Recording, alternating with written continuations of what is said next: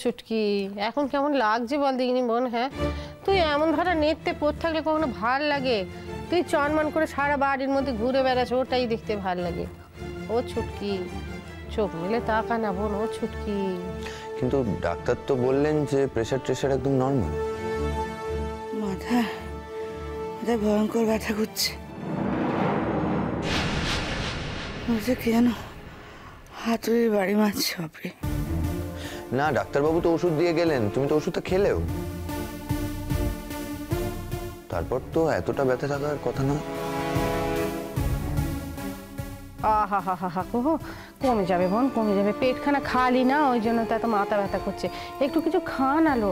ও ছোট, জান একটু খাবার নিয়ে আনে। তখন খেলুনি বলে কি আর খাবার দিবি নি নাকি ওকে? হ্যাঁ, আমি তো হেতা থেকে নড়তে পারছি নি। এদিকে তো দাদারও আসার নাম নেই কো, তার নাকি আর কি মেলা কাজ করেছে, সে বলে দিয়েছে আমাদেরকে সামলাতে। সে না এলে পরে তো আমি এখান থেকে উঠতে পারছি নি। যা না কিছু খাবার নিয়ে এসে ওকে খা না। আমি কিছু খাবো না, আমার জন্য ব্যস্ত হইও না।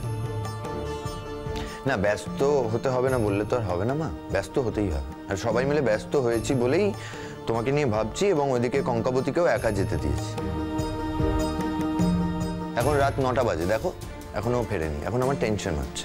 পুকুর, আমি তো বলেছিলাম বাবা তুমি কাকুন মায়ের সাথে যাও। আমার শরীরের ওপর তো আমার হাত নেই বলো। আমি তো ইচ্ছে করে অজ্ঞান হয়ে যাইনি বলো।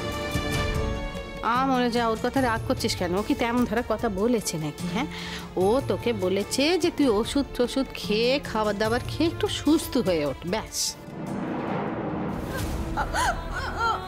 আমার কপালে এই ছিল, আমাকে এখানে এইভাবে পচে মরতে হবে। তার থেকে ভালো আমি নিজেই মরে যাবো। আমি নিজেই নিজেকে মেরে ফেলবো। তাই চাও তো ঠাকুর, তুমি তাই চাও তো, তোমার তো তাই কাম্য। তুমি যদি তাই চাও তাহলে তাই হোক তাহলে।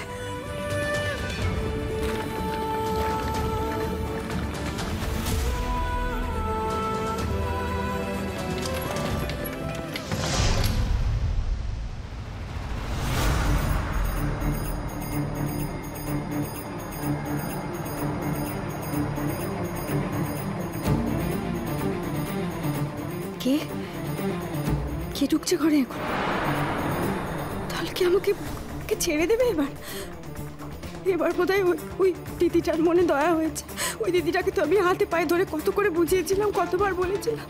শেষ পর্যন্ত বোধহয় আমার উপর দয়া হয়েছে, তাই বোধহয় আমাকে দরজাটা খুলে দিতে আসছে। তাই হবে।